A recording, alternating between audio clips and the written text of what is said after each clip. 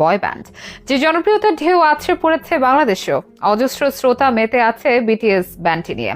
এই ব্যান্ডের 7 তরুণ রাজত্ব করেন বাঙালি তরুণীদের মনে। বিটিএস ফ্যানদের আবার ডাকা হয় বিটিএস আর্মি নামে। যুদ্ধ ছাড়াই যে দলটি রাজত্ব করছে বিশ্বজুড়ে।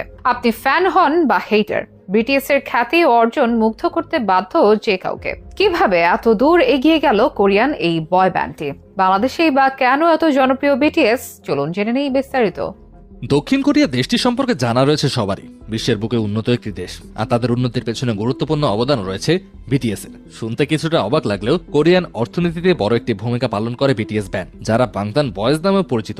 সংক্ষেপে বিটিএস ডাকেই বেশি জনপ্রিয়। এটি মূলত 7 সদস্যের একটি বয় ব্যান্ড। দক্ষিণ কোরিয়ান এই ব্যান্ডের খ্যাতি আটকে নেই শুধু নিজ দেশের মধ্যে, ছড়িয়ে পড়েছে বিশ্বজুড়ে। তাদের অসংখ্য গান স্থান পেয়েছে হিট গানের তালিকায়। এমনকি কাতার বিশ্বকাপের থিম সং এর ড্রিমারও গিয়েছিলেন বিটিএস সদস্য জাংকুক। বিশ্বজুড়ে কোটি কোটি ফ্যান রয়েছে বিটিএস ব্যান্ডের। বাংতান বয়েজ তথা বিটিএস এর আছে অজস্র ও বিরল সব রেকর্ড। দক্ষিণ কোরিয়ার অসংখ্য নাগরিক বিটিএস সদস্যদের জাতীয় সম্পদ হিসেবে বিবেচনা করেন। বাংলাদেশেও বিটিএস নিয়ে মাতামাতি করা তরুণ তরুণীর সংখ্যা নেহাত কম নয়। তবে রাতারাতি এই অবস্থানে চলে আসেনি বিটিএস।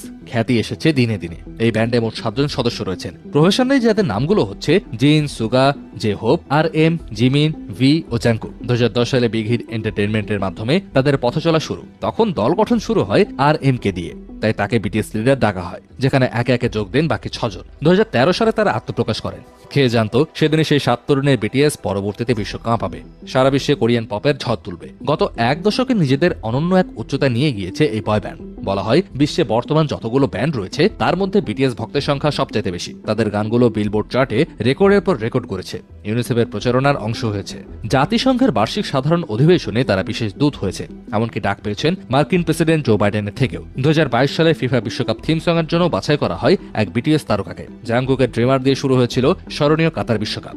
গানের মাধ্যমে সাহিত্য, মনস্তাত্ত্বিক বিষয় এবং ভালোবাসার মতো বিষয়গুলো তুলে ধরে বিটিএস। অনেক সময় অনুপ্রেরণাও যোগান গানের কথা দিয়ে। বিটিএস জন্ম দিয়েছে spring day, dynamite, butter, fake love, boy with love ইত্যাদি নানা জনপ্রিয় গানের। তাদের খ্যাতিটাই ছড়িয়ে পড়েছে বিশ্বজুড়ে। বিশ্বের অন্যান্য দেশের মতো বাংলাদেশেও বিটিএস নিয়ে রয়েছে অনেক উন্মাদনা, বিস্তর চর্চা আর প্রচুর ভক্ত। দেশীয় অনেক তরুণীর মনে বাস করেন বিটিএস এর 7 সদস্য।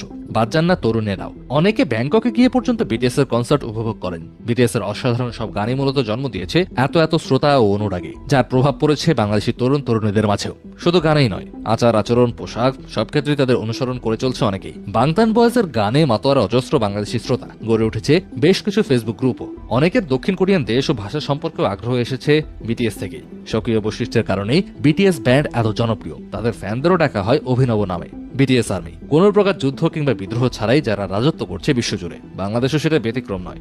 যদিও এসব নিয়ে সমালোচনাতেও মাতেন অনেকে, তবে বিটিএস এর খ্যাতি, অর্জন ও জনপ্রিয়তাকে অস্বীকার করার উপায় নেই।